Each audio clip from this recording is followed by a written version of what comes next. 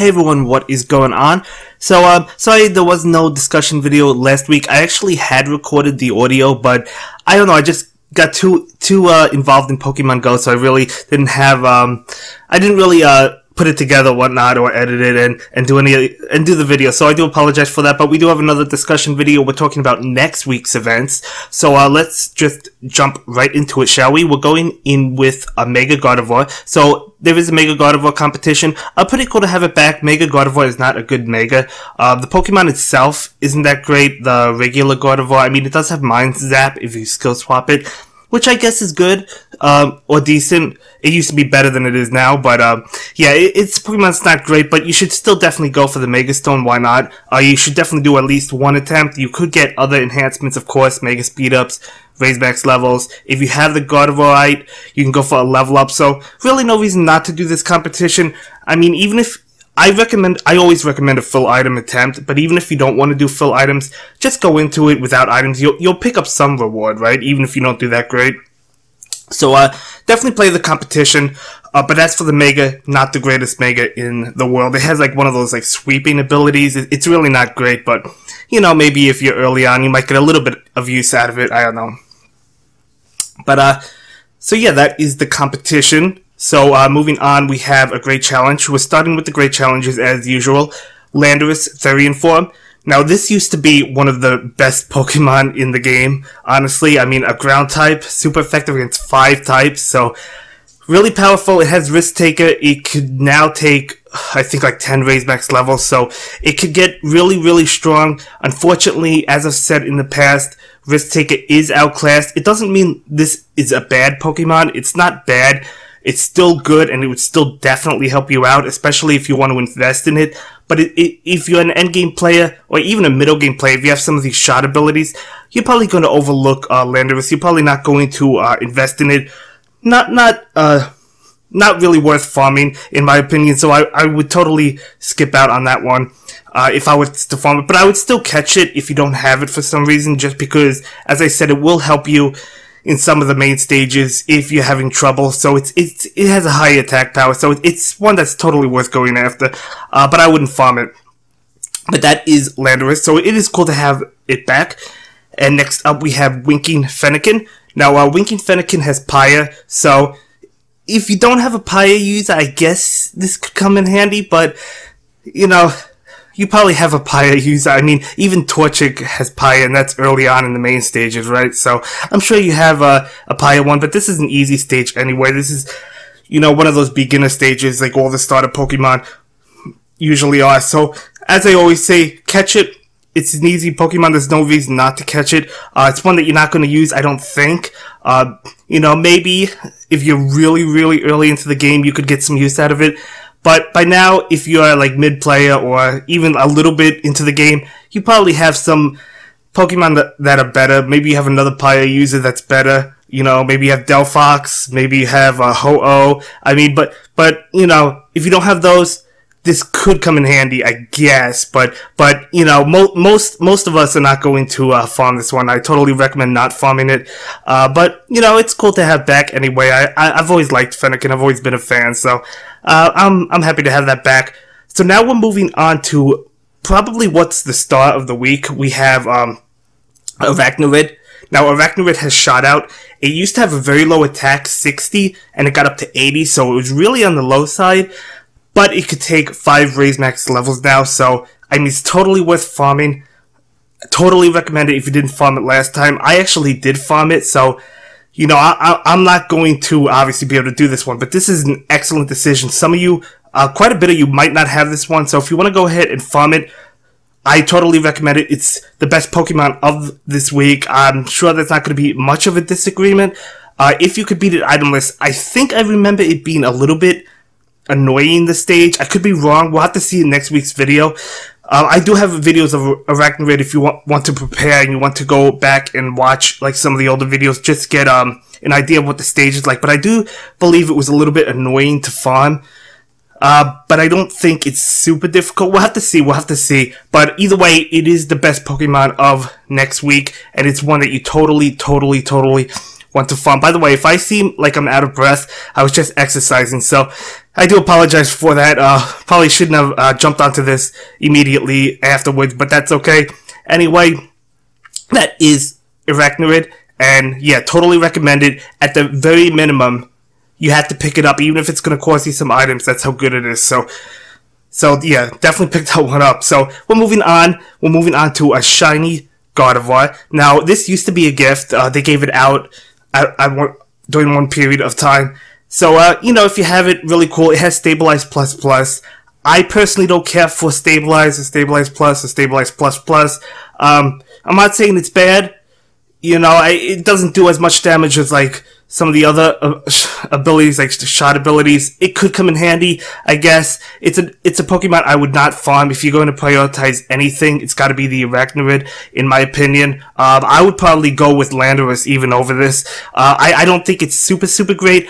It could come in handy, though. I would still catch it because it is a Mega, so if you get the Mega Stone from Gardevoir, you're going to be able to evolve the regular Gardevoir and the shiny one. So you definitely do want to go ahead and catch it because it's a free Mega. It has, like, the same Mega effect as Sableye, Mega Sableye, where it does, like, the circle or whatnot.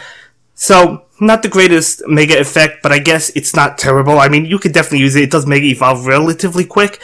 So, you know, I've used that before just for fun. Obviously, you don't need it, but it is fun to switch things up once in a while and use it. So, why not? Not terrible. So, definitely go ahead and grab it.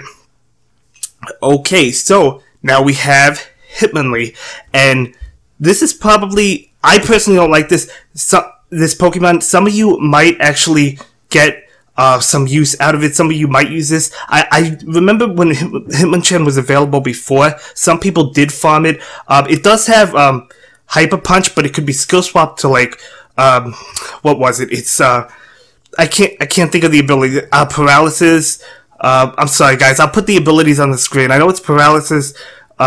It's Chill, it might be, it's something like that, Burn, I don't know, something like that. I'll put the abilities on the screen. It could come in handy, I guess. So, when I said I don't like the Pokemon, well, I actually do like Hitmonchan, but I'm talking about in terms of Shuffle. But, yeah, it's one that I don't really feel like fits on a fighting team or whatnot, because you have Hitmonlee, you know, that you could use that has shot out. You have Beware that I would go with over Hitmonchan. You have Buzzwole that I would go with over Hitmonchan. You know what I'm saying? So, but if you don't have some of those, Hitmonchan could come in handy. But it's still not one that you really want to farm anyway, because you have the Arachnoid that has to take priority, you know? So, yeah. Personally, I would skip it. Probably the weakest of the bunch this week in terms of great challenges. Maybe the, yeah, I would say so. Yeah, I would say so. Maybe the Winking Fennekin, actually. I don't know. But if you guys disagree, totally let me know in the comments below. So, we are moving on to the Ultra Challenge. Well, it's not really an Ultra Challenge, it's an Ultra Beast Challenge. Guzzlord. And Guzzlord, really cool to have that back. You know, it doesn't really have a great ability. It could be skill swap to Beast Power like all the other Ultra Beasts, so that's pretty cool, I guess. Yeah, not much to say. This is a difficult stage. I mean, it costs 20,000 coins, so if you want to catch it, if you want to go for it, I would totally weigh your options. I would wait for the video next week, or watch a previous video of mine with Guzzlord, and see if you think you could beat it. If you don't think you could beat it, I would not pay the 20,000 coins, because you don't want to lose 20,000 coins. That's more than a full item attempt, so you definitely don't want to do it. Don't spend it. You do have 10 attempts, so you do have multiple tries. That's awesome. But I would totally, yeah, as I said, wait for the video. If you feel like you can't do it, I would pass over it because it's not great. The only one you really have to prioritize is Buzzwole in terms of Ultra Beast, in my opinion. And Celesteela is good, but yeah, so I don't know. It's worth it if you can catch it, if you could beat it and catch it, right?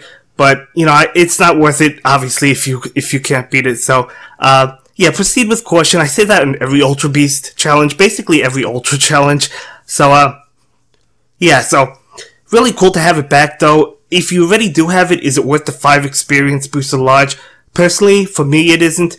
The reason I do them, again, is because of to have the videos content out for you guys. But I don't think it's worth it, honestly. Just for the 5 experience booster large, you know. But yeah, so that is Guzzlord. So really cool Ultra Beast though. I believe this was the second to last one we got. Pharomosa was the last, but either way, really cool.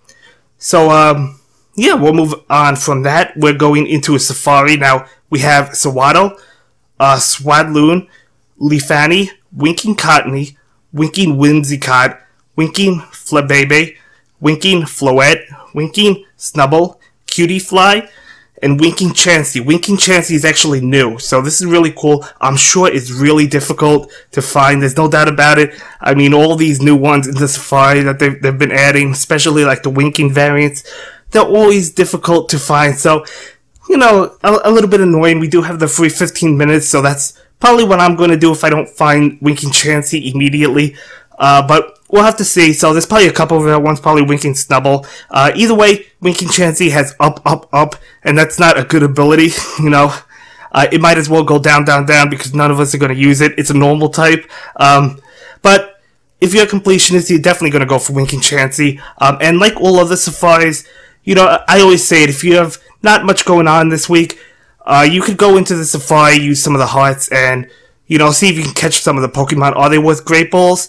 Not really, because none of them are good. I would only recommend the Great Balls on the difficult to find ones. But like Winking Chansey, probably. So, yeah. So really cool Safari. Unfortunately, not a good one. But that is okay, because we do get a new Pokemon. I believe this is the last Safari that has a new Pokemon in it. I mean, you might need some other ones. You might need Leafani, or whatnot. But I'm talking about, like, that have never been released yet. Leafani's actually not that bad. It has Black Smash Plus, so outclassed, yes, but it's still not a bad ability. So that is one that you might actually use. That's probably a rare one as well. In fact, I know it is, because why would it not be, right? Anyway, let's move on. We have the once a day Jellison. Now, my favorite once a day Pokemon would be Frillish and Jellison. I just like them for some reason, just because they give out hearts, and yeah, I just like playing them. I think they're really cool to play. You get coins on the stage if you bring them with you, so I totally recommend playing this every single day. There's no reason not to play it. I would play it every single day, obviously. You guys know that. You guys will play it every single day as well, so there's nothing else to say. We're going to move on to the last section. We have the daily Pokemon. We have Wishiwashi Komola, the koala. I know I'm butchering that name. I can't recall the name. Sorry, guys. Then we have Fomantis. We have Fomantis, and then we have Torracat, and finally we have Oricorio. I think it's the pom-pom form. I'm not sure. It's the yellow one. It's the electric one. So, as I always say with the daily Pokemon, play the stage, 200 coins per stage. You get 200 coins per stage, that is. So, definitely want to play it every single day. There's really no reason not to. It's one heart, get 200 coins, and then you can get gifts every day, including 2,000 coins worth of gifts. So, totally recommend playing them every single day. So yeah, that's the events for next week. Let me know which you are most excited for. For me, I'm really not excited. Well, yeah, I'm not excited for anything. If I had to pick one, it would be Winking Chansey, just because I don't have it. But I don't need anything else. If it wasn't for that, though, it would definitely be Arachnoid if I didn't farm it. And I'm still excited for Arachnoid to come back, for people to be able to farm it who need it. So, really cool week. And yeah, I guess that's gonna be it for this video, guys. I will definitely see you in the next one. Bye.